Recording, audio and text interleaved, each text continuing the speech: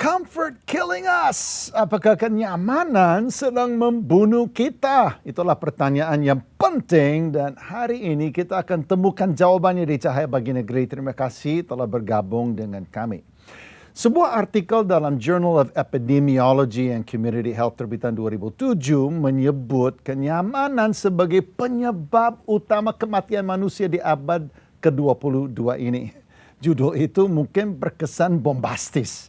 Tetapi penulisnya, Profesor Bernard Choi dari Kanada, memberi peringatan bahwa kenyamanan yang dinikmati manusia malah berpotensi untuk amat menyusahkannya.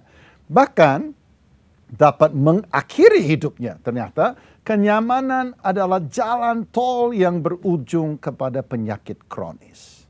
Memang dunia menjual kenyamanan dan kemudahan. Makanan kita harus siap saji dan pesanan kita bersifat cepat antar. Manusia sudah tidak mau lagi menunggu sesuatu lebih dari beberapa menit sebelum kesabarannya teruji. Kurusin badan tanpa olahraga, tanpa diet, tinggal makan pil. Percantik wajah aja tinggal ke klinik. Setiap hari kita duduk di berbagai kursi dan sofa. Berharap kita dihibur oleh berbagai layar dan layanan teknologi yang membuat kita semakin malas untuk berjalan dan bergerak. Anda tidak perlu ke bank, tidak perlu ke resto, dan tidak perlu ke toko. Semua tinggal dipesan cepat dan siap antar. Dan kalau makanannya tiba di rumah dalam keadaan dingin, perangkat yang sama juga kita pakai untuk komplain dan marahi yang menjual makanan tersebut. Dunia semakin smart menjual kemudahan yang belum tentu baik untuk kesehatan mental dan badan kita. Baju kita harus nyaman, sepatu kita harus membungkus kaki kita dan empuk bila diinjak. Dan kursi atau tempat tidur harus nyaman, kalau tidak kita mau buang. Di bawah kaki kita lantai pun dibungkus dengan barang yang mahal. Ruangan pakai air purifier, keran pakai water purifier. Bila duduk di mobil, maunya yang paling nyaman juga. Dulu smartphone, sekarang smart home. Menurut laporan We Are Social Februari 2023, penggunaan smart home di Indonesia mengalami peningkatan menjadi 8,35 juta rumah. Bahkan kalau bisa, semua pintu otomatis, dapur otomatis, mobil otomatis. Dan saat kita mati, peti yang turun ke dalam lubang di tanah juga otomatis. Ini problemnya. Jadi ya. Dan ini mengerikan. Iya kan? Coba aja kalau peti turun otomatis gitu kan. Maksudnya gini, maksudnya gimana itu? Kita nggak sadar. Ya perlahan manusia dibius, dibuai. Kita itu kayak mengharapkan segala kemudahan itu. Dan kalau kita nggak dapat, kita merasa something's wrong gitu loh. Dan dalam keadaan seperti ini, kita semakin lama semakin kita ini terkatung-katung, kita tenggelam dalam kenyamanan. Betul sekali. Dan juga mungkin karena perubahan zaman ya Pak. Segala sesuatu kan kita aja makan mie instan, ya kan? Iya, kopi instan, semuanya serba instan. Itu juga akan membuat kita kepingin kita semuanya istilahnya di feeding, jadi suapin terus, betul. Right? Nah, kenyamanan itu lama-lama itu membawa dampak real dalam kehidupan kita.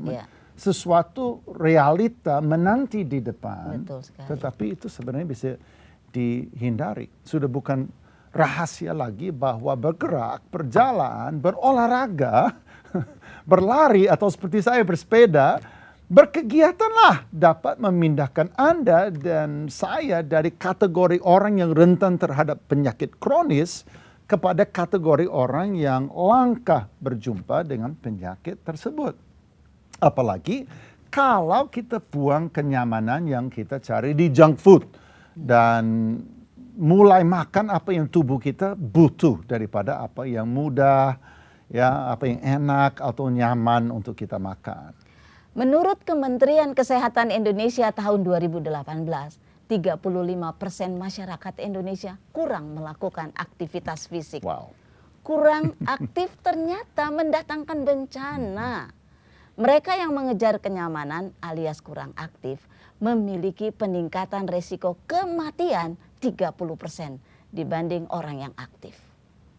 WHO mencatat setidaknya 2 juta orang meninggal dunia setiap tahun akibat sedentary lifestyle. Ini yang menjadi penyebab kematian nomor 4 di dunia. Wow, itu luar biasa. Dunia dan kita di dalamnya semakin sulit untuk menentukan prioritas. Orang berjuang mati-matian untuk mencari untung dan akhirnya dia kaya. Tetapi dia mati dalam pencarian. Padahal saat dia ditanya, dia akan melakukan ini semua untuk istri dan untuk anak-anak. Tapi bila anak ditanya, mereka hanya menginginkan ayahnya kembali. Kesia-siaan mengejar kita, tetapi dibungkus dengan bungkusan yang cantik dan mempesona. Apakah kita sadar bahwa seringkali yang tidak nyaman adalah paling aman? Sebuah ketidaknyamanan mendatangkan otot yang lebih kuat, jantung yang lebih sehat, tubuh yang lebih muda, dan pikiran yang lebih tajam. Alkitab mengatakan hal ini dari kitab Yakobus, bahwa justru adalah suatu kebahagiaan, sesuatu yang mendatangkan sukacita apabila kita jatuh ke dalam berbagai-bagai pencobaan. Kenapa? Karena ujian terhadap iman kita menghasilkan ketekunan, resistensi, ya, sesuatu yang mendorong, yang kita harus dorong balik. Betul. Kita harus push. Kalau tidak, kita akan jatuh. Nah, ini adalah sesuatu yang justru menjadi berkat. Bila kita bersabar, firman Tuhan katakan, kita akan disempurnakan bahkan oleh cobaan tersebut. Apakah Anda yakin bahwa Anda masih mau mengejar kenyamanan? Nah, untuk membahas soal ini, kita akan berbincang-bincang dengan Pak Yohanes Sunardi, seorang penulis buku tentang kesehatan. Dia adalah food expert and proper life educator. Selamat datang di Cahaya Bagi Negeri, Pak Yohanes. Selamat siang. Wah, gimana nih Pak? Apakah kenyamanan sebenarnya sedang membunuh kita? Kira-kira menurut Pak Yohanes bagaimana? Begini, jadi kenyamanan itu seperti makanan. Jadi makan itu untuk hidup, bukan hidup untuk makan. Tuhan bilang hidup lebih penting daripada makanan dan kenyamanan. Jadi kalau makanan membunuh hidupmu, jangan makan. Tapi kalau makanan membuat hidupmu lebih baik, silakan makan. Begitu pula dengan kenyamanan. Kenyamanan menunjang hidup perlu diambil. Tetapi kalau kenyamanan menghancurkan hidupmu, maka sia-sialah semua yang kau kerjakan. Jadi sebenarnya ini soal memilih. Tapi ingat, Anda bebas memilih, tidak pernah terbebas dari konsekuensinya. Jadi contoh. Kalau mau gerak, manusia itu dirancang untuk bergerak. Salah satu tanda hidup adalah bergerak. Jadi kalau Anda bergerak, nggak nyaman, dibikin nyaman. Sepatu yang bagus membuat Anda nyaman bergerak. Jadi sehat kenyamanan itu. Treadmill nyaman, tidak lari di tengah-tengah hujan. Lebih nyaman, tapi itu membuat hidup. Tetapi kalau nyaman di sofa, lupa bergerak, Anda lupa. Makhluk hidup itu ciri-cirinya bergerak. Kalau Anda tidak bergerak, hidupmu pelan-pelan berkurang.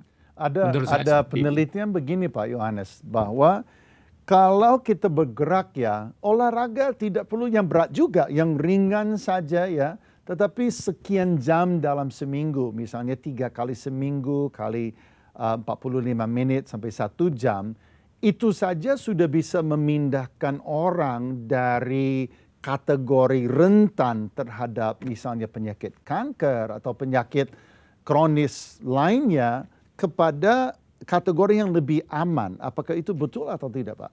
Itu sangat benar. Jadi bergerak itu punya tujuan membuat hidup lebih baik. Karena itu jangan berolahraga sesuai orang lain.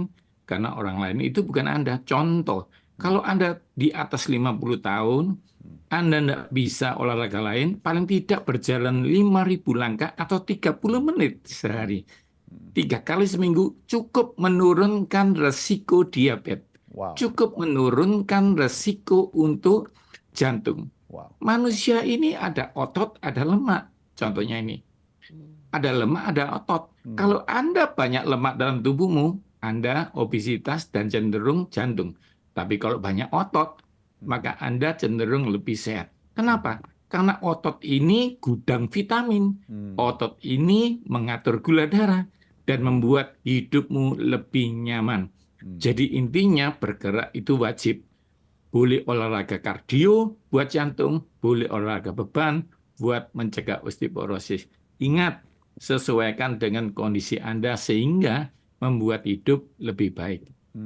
Nah, Pak, itu bagaimana dengan banyak kita nih orang-orang Kristen ya, dia itu jago berdoa, dia jago untuk beribadah, ya dia jago juga untuk dia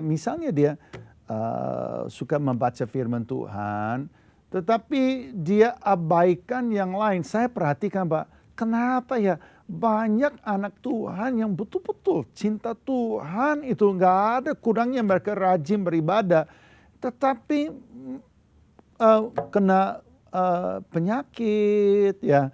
Sepertinya Tuhan tidak memberi pengecualian untuk orang yang istilahnya yang rajin untuk berdoa. Nah, bisa nggak Pak Yohanes kasih gambaran bagaimana seharusnya kita orang Kristen cinta Tuhan harus kita perhatikan juga raga kita, Pak? Saya suka mengutip kata-kata Yesus, yang satu dilakukan, yang lain jangan diabaikan. Setan tidak takut Anda jadi baik. Setan takut Anda baiknya lama. Saya ulangi lagi. Ketika jadi hamba Tuhan lama, dia takut. Kalau hamba Tuhan diabetes meninggal, dia nggak takut. Dia takut kalau kita berbuat baiknya lama. Contohnya, kalau hormat orang tua seumur hidup kita, dia takut. Kenapa? Karena itu untuk berbuat baik butuh tangan. Untuk berjalan ke gereja butuh kaki. Karena itu kalau kita sehat tubuh dan jiwa, maka kita bisa berbuat baik selamanya. Kesehatan dari Tuhan, kesembuhan dari Tuhan. Tapi Korintus mengatakan jangan menyia-nyiakan kasih karunia. Ingat, Kolose 3 bilang apa? Setiap orang berbuat kesalahan menanggung akibatnya. Baik itu pendeta, jemaat, siapapun. Karena itu, bagi semua yang menonton acara ini, bersyukurlah. Ya, jadi hari ini kita belajar sehat untuk berbuat baik. Bukan makan sehat untuk sehat, tapi untuk mensyukuri kemurahan dari Tuhan. Jadi makan buah karena sehat dari Tuhan. Jadi jangan salah kaprah. Terima kasih. Ya, bagus, Pak.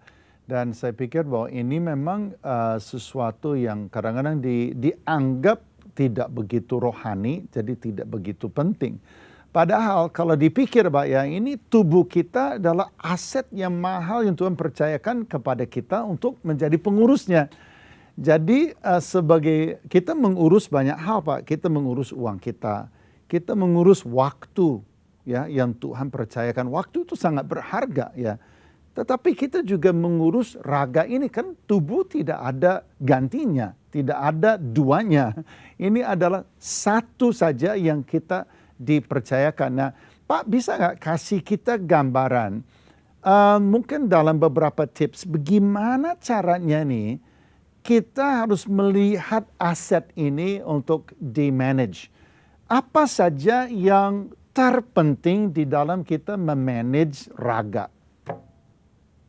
Ada 4 yang harus dilakukan. Pertama, mau tidak mau mengatur apa yang dimakan. Karena makan itu memberi informasi kepada tubuh. Contohnya, kalau Anda makan jeruk, jeruk ini berbicara kepada sistem imun bahwa nggak boleh sakit. Kalau kita makan daging, ada 2 pilihan. Kalau kita makan daging berlemak, maka memberi informasi untuk sakit jantung. Tapi ketika makan daging tanpa lemak, memberi informasi supaya tubuh bebas dari penyakit jantung. Itu yang pertama. Yang kedua, makanan yang tidak digunakan akan menumpuk jadi lemak, jadi gula, dan macam-macam. Karena itu kedua, berolahraga sesuai dengan umur, sesuai dengan kondisi. Lakukan yang paling murah, berjalan kaki 30 menit. Bersepeda kalau punya sepeda. Yang kedua, kenapa harus olahraga? Karena sendi harus digerakkan. Berapa banyak mobil nggak bisa dibuka karena isi bensinnya penuh. Bukan karena nggak ada bensin, nggak pernah dibuka. Bergerak itu penting. Ya. Perempuan lupa naik tangga, lututnya pasti sakit. Laki-laki kalau cari parkir deket nggak mau jauh, pasti obesitas. Yang ketiga, tidur. Makanan dan olahraga dikerjakan saat tidur. Makanan dan olahraga dikerjakan saat tidur. Kalau Anda tidak tidur, semua sia-sia. Wow. Yang terakhir, ada satu tombol yang merusak semuanya, stres. Hati yang gembira adalah obat. Memang hidup tidak sempurna. Bersyukurlah punya Tuhan yang menyempurnakan. Kalau Anda stres, merusak apa yang Anda makan.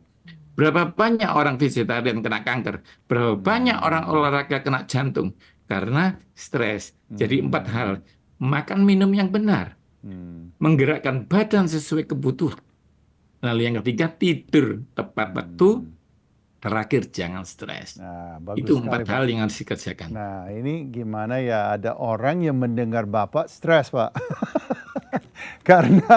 Karena dipikir, aduh saya ini sudah bertahun-tahun hidupnya begini.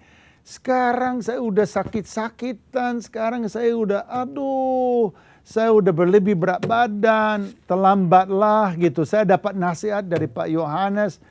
Aduh, seandainya 10 tahun yang lalu. Nah, sekarang saya mau tanya sama Pak Yohanes, ada nggak namanya terlambat? Apa yang bisa orang kerjakan kalau dia mulai dari hari ini? Oke, di dalam Tuhan beda sama di luar. Kalau pasien luar terlambat. Tapi kalau dalam Tuhan ada kasih karunia. Ya. Pertama apa? Minta maaf ya. Minta ampun sama Tuhan pernah salah makan. Wow. Kedua apa? Minta ampun Tuhan, mampukan saya sembuhkan. Setelah sembuh, menjaga kesembuhan dengan mulai menggerakkan. Paling gampang Anda butuh mentor atau tanya dokter kebutuhan Anda. Tetapi paling gampang adalah merubah apa yang makan. Saya kasih tips untuk merubah kesehatan Anda 3 minggu ini. Pertama, coba 3 minggu ini aja tidak minum air selain air putih. 3 minggu saja. Yang terjadi adalah gula darah Anda turun. Lemak mulai turun. Migrain tidak ada. Tidur lebih gampang. Kram kesemutan hilang. Kalau Anda setuju, diperpanjang lagi sembari memasukkan buah-buah. Seperti itu ya. Jadi paling gampang itu dulu. Kalau sebulan Anda lolos, mulai menggerakkan kaki. Dari 1 kilo menjadi 2 kilo.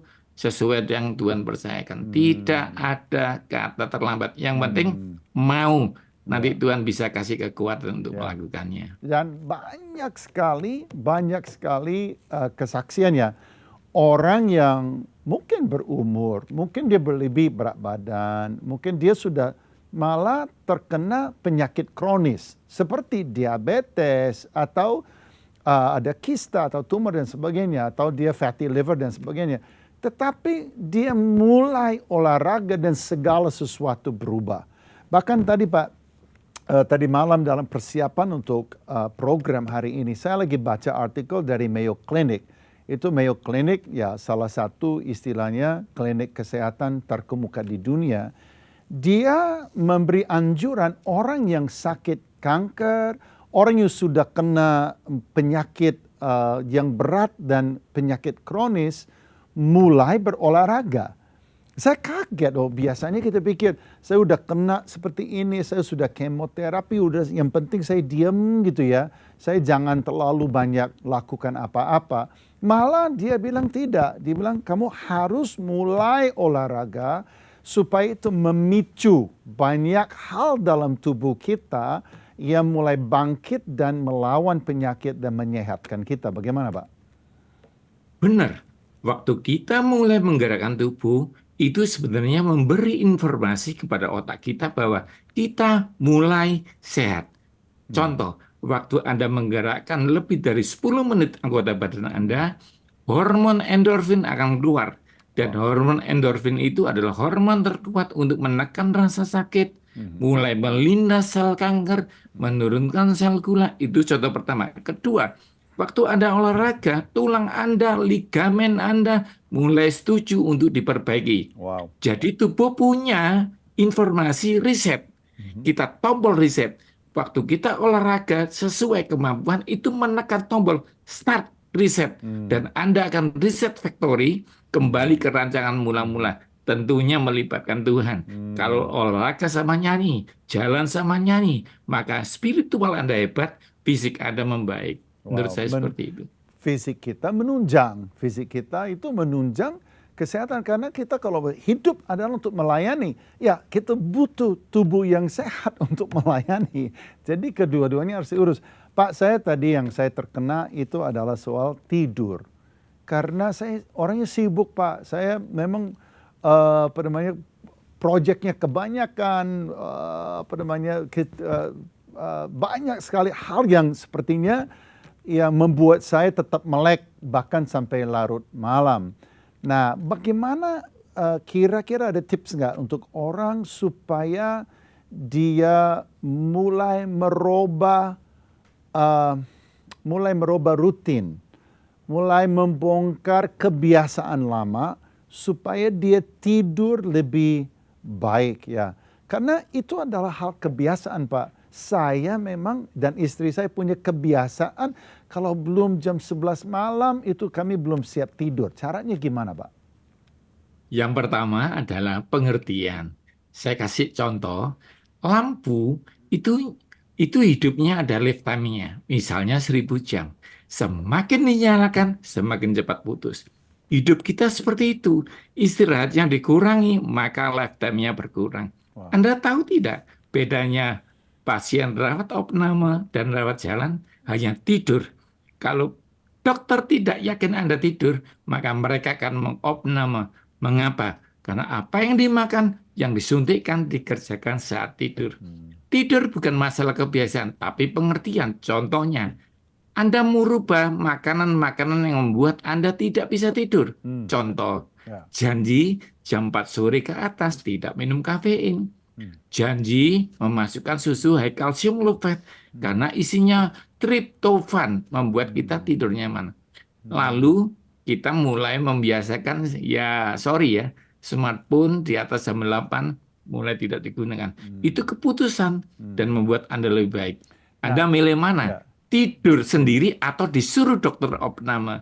Kenapa? Opname itu dipaksa dengan suntikan supaya Anda tidur, supaya recovery-nya cepat.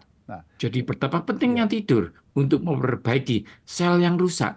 Anda jago olahraga, sakit karena kurang tidur. Jago makan sehat, sakit karena nggak dikerjakan. Ingat, SGPT, SGOT akan naik kalau Anda kurang tidur.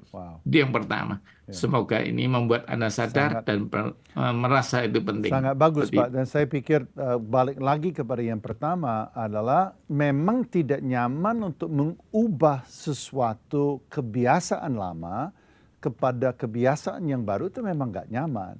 Tetapi ketidaknyamanan itu memiliki potensi untuk memperpanjang umur kita dan untuk membuat kita menjadi seorang hamba yang setia melayani bahkan sampai jauh lebih lama dan lebih produktif daripada kalau kita tidak rela bayar harga itu. Pak Yohanes, terima kasih untuk waktunya hari ini bersama dengan kami di Cahaya Bagi Negeri. Wow, itu bagus sekali dan saya pikir nasihat-nasihat praktis buat kita semua. Banyak sekali ya pengetahuan yang kita tadi dapatkan ya. Tapi bicara soal zona nyaman, Pak, saya teringat ya tentang bagaimana Nabi Daud. Bahwa Tuhan itu mengingatkan di perjanjian baru juga banyak ya, waspadalah, berjaga-jagalah. Jadi secara spiritual, Pak, kalau kita ini sebagai hamba Tuhan, anak Tuhan, tidak berjaga-jaga, Pak, kejadian apa yang terjadi pada Daud adalah dia jatuh dalam dosa. Jadi Tuhan tuh mengingatkan bahwa penting sekali untuk kita itu punya spirit berjaga-jaga, tidak tinggal diam dalam zona nyaman. Tapi yang saya dapat dari itu adalah bahwa keadaannya nyaman itu membuat kita rentan, bukan hanya terhadap penyakit yang fisik, tetapi juga penyakit spiritual. Karena kita dalam keadaan nyaman itu malah kita tidak tajam. Ya, Nah, kita tuh mulai lengah betul dan sekali. kita mulai rentan terhadap banyak hal, Ya. termasuk hal-hal yang ya merupakan kenyamanan mungkin membuat orang merasa jenuh, merasa ingin Tidak adventure, betul, ya, ya. cari sesuatu yang menyejukkan, yang Ya. menyegarkan. Udah masalah Betul, dimulailah, betul, ya. ya. Masalah Daud mulai dihidupkan Ya. dalam kehidupan kita. Nah, kecintaan pada kenyamanan bisa meninabobokan kita. Saya Ya. pikir itu lesson learned hari ini. Tidak lagi siaga, kita tidak hidup bijaksana. Akhirnya kita malah bisa mencari firman Tuhan yang nyaman juga, nyaman di telinga, ya, tidak mengganggu hati nurani. Kita menjadi orang Kristen yang ya kita cari pujian dan penyembahan yang tertentu yang sepertinya cocok untuk kita, ayat-ayat penting, ayat-ayat yang kita katakan verse of the day yang klop dengan perasaan kita, tidak lagi mengkonfrontasi kita, karena itu nggak nyaman. Nggak nyaman untuk dikonfrontasi dengan kebenaran. Ya. Kita lebih suka tidak ditantang ya untuk menyelaraskan hidup kita dengan kebenaran itu. Dan akhirnya kita menjadi manusia yang fisiknya rentan tapi spiritualnya juga rentan. Makanya Yesus berkata, barang siapa mau ikut aku ya hendaklah dia memikul salibnya setiap hari dan ikutlah aku. Demikianlah pandangan kami hari ini dari Cahaya Bagi Negeri mengenai apakah kenyamanan sedang membunuh kita. Maria. Ya, pernahkah Anda terluka oleh seseorang yang seharusnya dia melindungi Anda? Wilson terikat dalam kebencian kepada ayahnya. Dendam membuatnya sulit berkomunikasi, bahkan melihat wajah sang ayah. Namun, sebuah perjumpaan tak terduga membawa cahaya ke dalam kegelapan hatinya. Berikut kisahnya.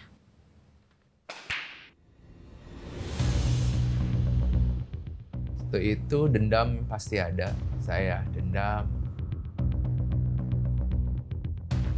Saya berpikir waktu itu dulu saya pengen dia tidak ada di hidup saya.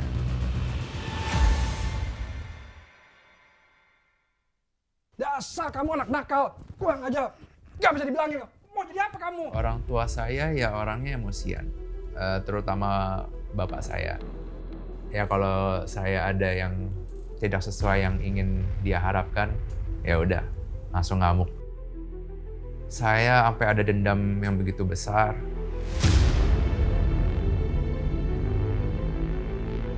Saya sempat mikir untuk mau mencelakakan dia.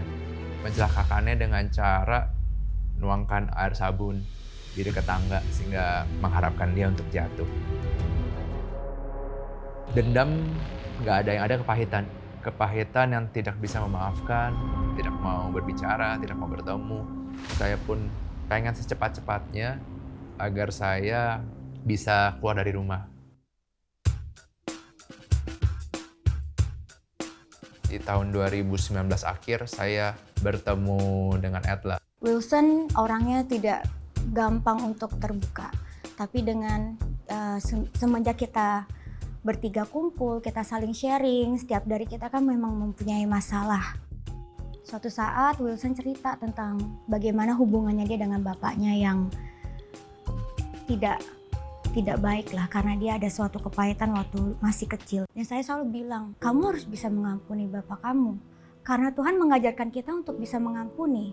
Kalau kita tidak bisa mengampuni our brothers atau our sister, apalagi bapak kita, bagaimana Tuhan bisa mengampuni kita? Kita yang begitu banyak dosanya, Tuhan bisa ampuni. Masa sih kita nggak bisa ampuni bapak kita? Waktu itu saya ingat banget dia suruh saya doa untuk bersama keluarga saya. Di saat itu saya menolak, tidak, jangan, nggak akan bisa.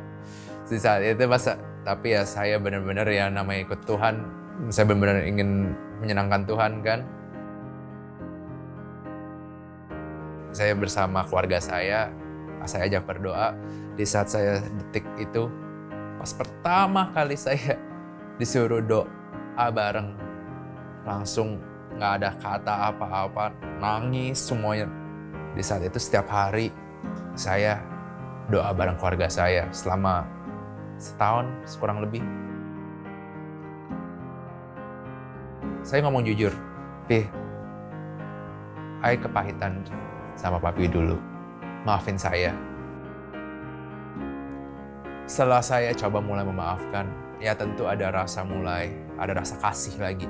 Sekarang saya ada rasa ingin, ayolah pergi makan bareng gak apa-apa. Saya mengingat dosa-dosa saya yang saya lakukan zaman dulu. Tapi Tuhan maafkan sampai sekarang. Kalau saya aja yang dosa begini dimaafkan, masa saya tidak bisa memaafkan orang tua saya? Waktu itu, forgive like Jesus, like God has forgive you. Jadi ya saya yang berdosa, sangat berdosa ini aja Tuhan maafkan gitu kan. Apalagi kalau saya nggak maafkan orang tua saya.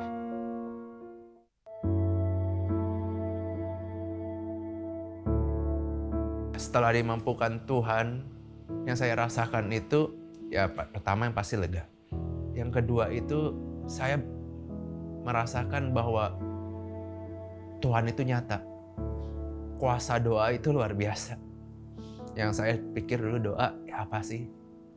Doa kok kayak begini-begini aja nggak ada jawaban, nggak ada yang terjadi. Mau berterima kasih kepada Tuhan dulu. Atas semua proses ini, saya bisa memaafkan orang tua. Orang tua pun bisa berubah menjadi lebih baik. Itu kalau bukan proses Tuhan nggak akan bisa. Karena dia begitu keras, sangat keras.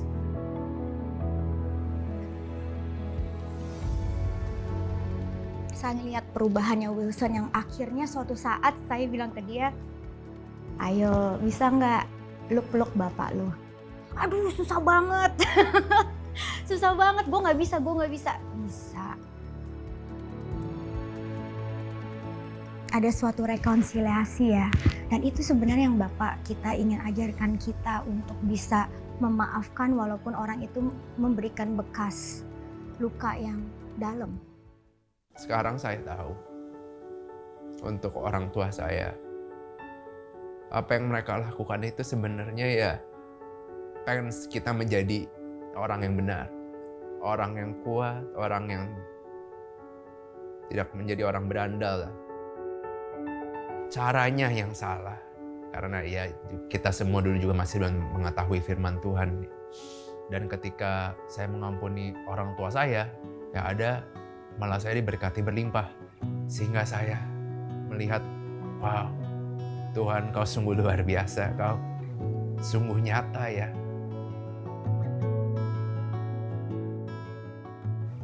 Di mana kita bisa ada penguasaan diri, kita bisa mempunyai 9 buah roh.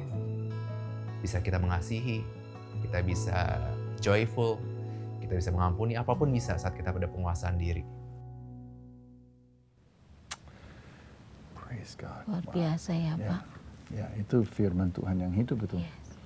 Dari kebencian, dendam, Tuhan ubah jadi penuh kasih dan menerima siapa ayahnya. Ya. Kadang-kadang orang bilang, apakah Tuhan itu real nggak sih? Benar. Apakah Tuhan itu ada nggak sih? Nah ini buktinya. Ya. Ini sebuah kesaksian itu membuat kita itu tertelik. Wow, Ya. Tuhan bukan hanya real, dia hadir. Betul. Dan firman-Nya itu benar. Ya, gitu loh. nyata. Tadi dia bilang, sekarang papanya juga sudah berubah. Dari dia berubah. Kadang-kadang kita berharap orang lain berubah. Betul. Ya. Ini klasik ya, kita berharap orang yang nyakitin kita minta maaf sama kita. Betul. Kita mengatakan, saya kan korban. Saya korban, ngapain saya maafin dia? Ya. Dia yang ngerjain gua. Ya. Dia nyakitin gua. Dia dong gitu. yang minta maaf. Iya, dia dong yang mestinya minta maaf. Biasanya Jadi seperti kita ambil posisi korban. Ya. Dan pada akhirnya kita hidup dalam kerusuhan. Ya. Ada yang menarik juga tadi Pak. 1 tahun dia menaburnya di dalam doa. Wow. Waktu dia dekatkan diri kepada Tuhan, firman bicara sama dia.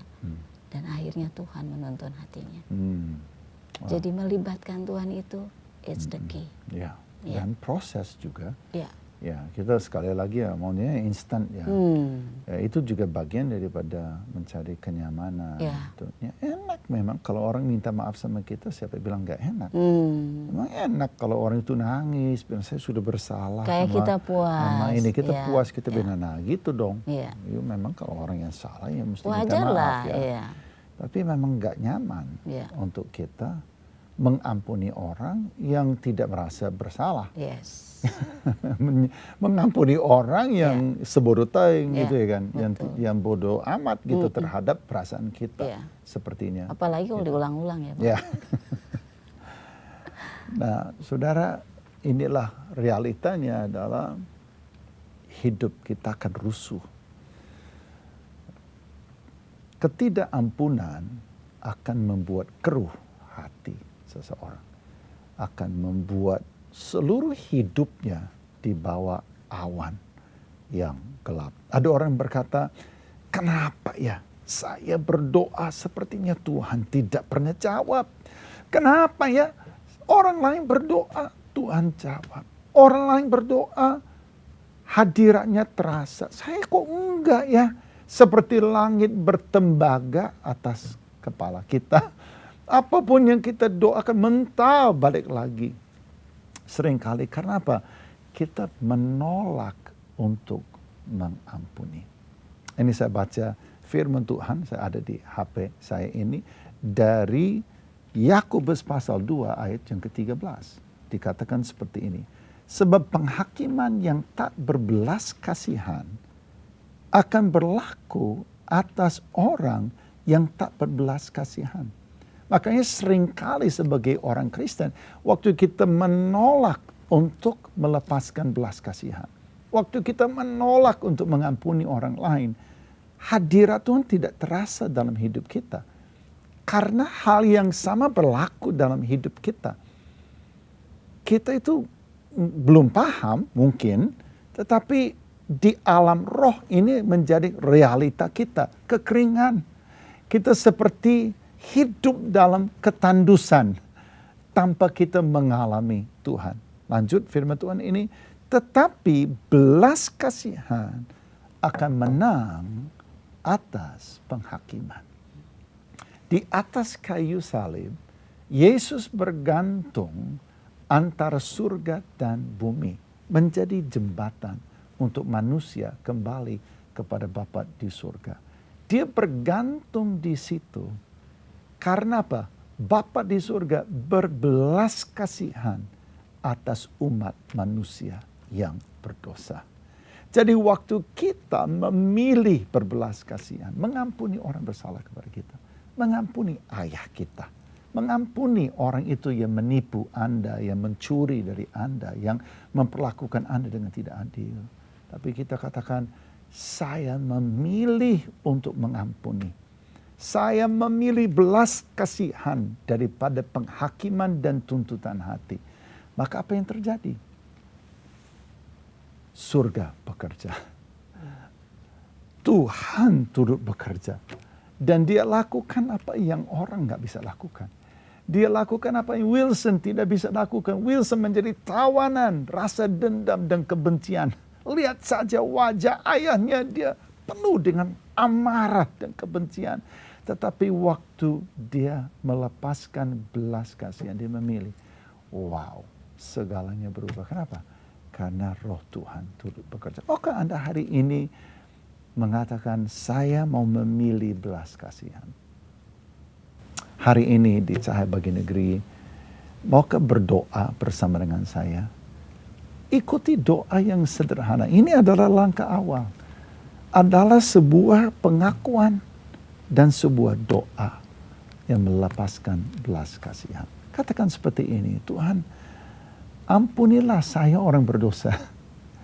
Saya adalah orang yang paling berdosa. Tetapi Engkau mengampuni saya, terima kasih Tuhan. Ampuni saya kebencian dan amarah dan dendam yang menawan hati saya. Ampuni saya yang selama ini tangan saya berlumuran dengan dosa. Hati saya berlumuran dengan dosa. Ampuni Tuhan. Dan Tuhan, seperti Engkau mengampuni aku juga mau mengampuni orang lain. Katakan itu kepada Tuhan. Aku memilih, aku hari ini memutuskan untuk mengampuni orang itu. Sebut saja namanya. Katakan, aku mengampuni dia. Aku memilih itu. Hari ini saya memilih belas kasihan. Aku mengampuni. Biar itu menang atas penghakiman dalam hidup saya. Nah sekarang Roh Kudus, Engkau hadir. Biar hadiratmu bertambah kuat atas setiap pemirsa yang berdoa hari ini. Terima kasih Tuhan, terima kasih. Oh Tuhan. Sementara tadi Pak Mark menyampaikan hatinya Tuhan. Saya mendapat kesan ada seorang laki-laki di Indonesia Timur yang engkau terluka terhadap papamu. Karena engkau di-abuse, engkau dipukul, engkau dikata-katai dengan kata-kata yang kasar. Sehingga engkau bilang, aku gak berharga. Dan engkau marah sekali terhadap papamu. Dan engkau bilang, aku tidak akan mengampuninya. Hari ini. Firman Tuhan dari Mazmur 103 berkata bahwa Tuhan tidak pernah dendam. Dia tidak pernah menghitung kesalahan. Kalau dilakukan untuk Anda, lepaskan pengampunan untuk Papa. Ya. Karena Tuhan mau pulihkan hidupmu. Bersama saya, mari kita berdoa. Bapa di surga, saat ini aku berdoa untuk siapapun yang sedang mengalami sakit hati, dendam, kecewa, bahkan bertahun-tahun tidak bisa mengampuni papanya. Saat ini waktu dia mengangkat tangannya kepadamu Tuhan dan meminta ampun. Engkau setia dan adil. Turunkan anugerah-Mu Tuhan. Pulihkan hatinya dan Engkau ampuni dosanya. Hari ini dosamu diampuni Tuhan dan engkau dibebaskan, dipulihkan. Dalam nama Yesus, terima pemulihan dari Tuhan. Amin. Kisah Wilson adalah bukti bahwa ada harapan dalam kesulitan dan ada kekuatan dalam pengampunan.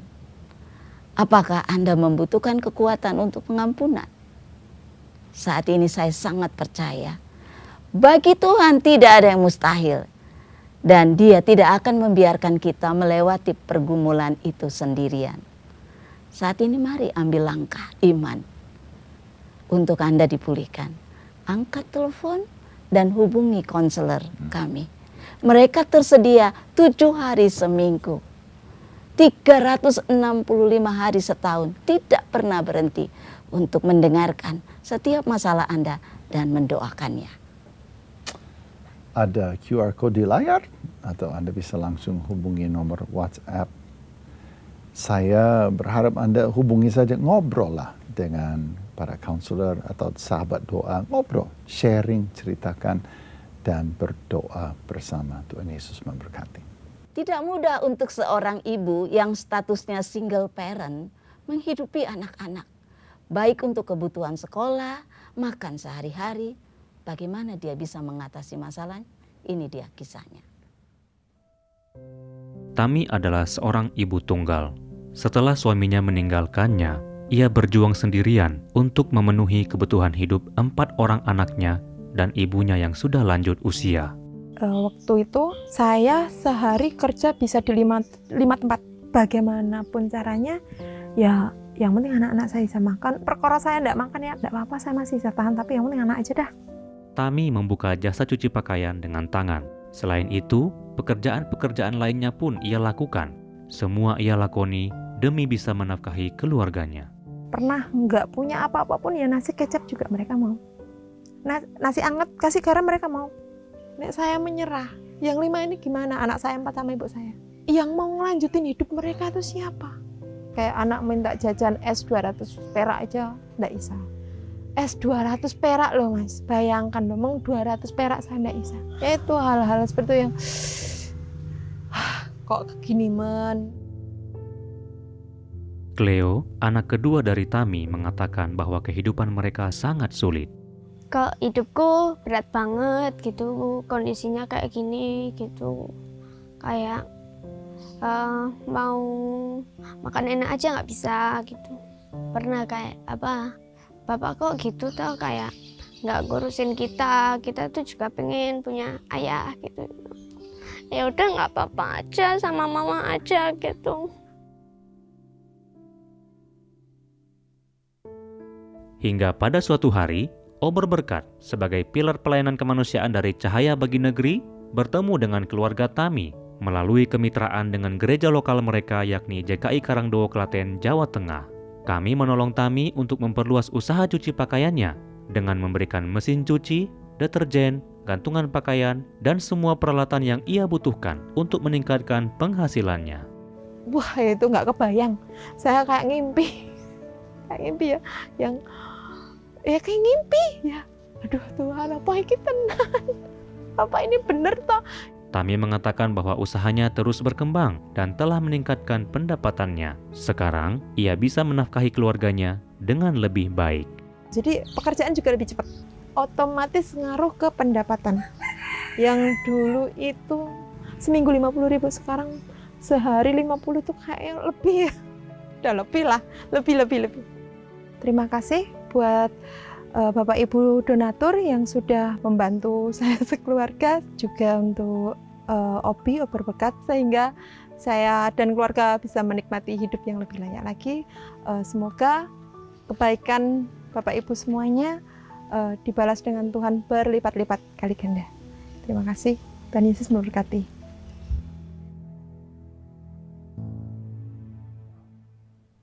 Itu sangat mengharukan sekali. Saya dari kemarin saya lihat kisahnya ini, saya itu sangat tersentuh hati saya. Betul. Gitu ya. Karena kita lihat satu keluarga ditinggalkan papinya, itu makan cuma nasi sama kecap. Sama garam. Sama garam ya. Dan itu sangat memilukan. Tapi kita dengan hal yang sederhana, langkah yang sederhana, satu keluarga akan diselamatkan lah gitu dari keadaan tersebut. Sampai dia bilang, apa aku mimpi ya? Keren itu. Saya tuh Pak, terharunya tuh kayak gini. Bagaimana Tuhan pakai pelayanan ini Pak?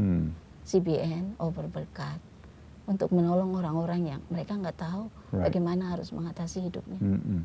Even kita di pelayanan sangat terharu. Betul, Pak. Dan ini kan masalahnya adalah membagi mesin cuci sebenarnya tidak susah. Ya. Dia bilang itu nggak mahal lah mesin cuci, paling berapa sih? juta 1 gitu. juta lah.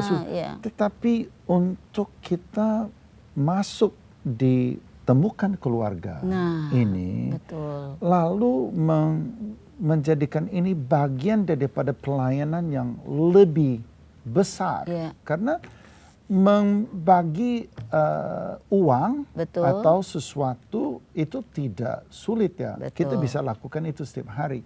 Tetapi membawa dampak transformatif dalam sebuah keluarga. Nah ini lain hal, dan untuk itu kita hari ini mau berbicara dengan fasilitator daripada CBN yang ada di daerah Klaten. Dan untuk itu kita bicara dengan Pak Oki Budi Wiramanto. Halo Pak Oki ada. Halo, shalom Pak Oki. Shalom Pak. Ya, terima kasih banyak ya waktunya hari ini. Ya, Pak, ini kita mau bicara bagaimana kita nggak cuma bagi mesin cuci. Karena saya pikir itu juga Pak Oki tahu sendiri ya, bahwa banyak orang butuh bantuan. Banyak orang itu katakanlah miskin. Tetapi bagaimana sesuatu bisa dari sebuah bantuan menjadi sebuah pengaruh. Kita lihat kehidupan anaknya bagaimana caranya supaya bisa ditransform. Sehingga anak-anak itu hidupnya itu derajatnya itu naik. Itu kan tubuh roh jiwa urusannya juga mamanya. Nah, kira-kira bisa ceritakan keluarga ini kita kenal dari mana dan apa yang kita lakukan di project itu. Silakan Pak Oki. Ya, shalom Pak Mak. Jadi saya sangat bersyukur sekali untuk kesempatannya. Kalau boleh saya bersaksi bagaimana awal mula dari Ibu Tami ini ya bisa merasakan berkat-berkat Tuhan sekarang ini tidak lepas dari campur tangan CBN dan gereja lokal ya. Gereja lokal yaitu GKI Karangdowo yang juga mendirikan sanggar belajar School of Life tepatnya di Kota Klaten. Dan saat ini melalui School of Life ini anak mulai dibimbing ya, anak tergabung kita layani, kita doakan, bahkan sampai kita mengerti kebutuhan dari para orang tua. Dan salah satunya Ibu Tami ini. Oke, nah tapi sebelum ke situ kalau boleh Pak, Pak Oki saya tanya ya. Jadi sanggar belajar School of Life ini adalah untuk anak-anak umur 7 tahun sampai 14 tahun, betul tidak ya? 6 sampai 12 tahun, Pak. Oke, 6 sampai 12 tahun. Dan apa saja yang diajarkan di School of Life? Jadi anak-anak daripada Ibu Tami pertama masuk di School of Life gitu kan Pak ya? Betul Pak. Betul. Ini adalah gereja mitra yaitu GKI Karangdowo itu yang menjangkau komunitas, membuka sanggar belajar ini. Datanglah orang-orang dan anaknya masuk di School of Life. Nah, apa yang mereka dapatkan di School of Life ini Pak? Iya, jadi di School of Life yang dilayani oleh GKI Karangdowo adalah baik dari spiritualnya, akademisnya, bahkan kita bimbing karakter mereka dan tentunya ada superbook di sana yang bisa membekali adik-adik bertumbuh dan mengenal Tuhan Yesus. Tapi mereka juga dapat tutoring ya, kalau misalnya matematika ya atau hal-hal lainnya, bukankah itu juga mereka dikasih pelatihan Pak? Iya, di samping mereka mendapatkan tutor, kita juga beri kelas khusus Pak, namanya Super Time, di mana ada anak-anak yang perlu dibimbing secara khusus Pak.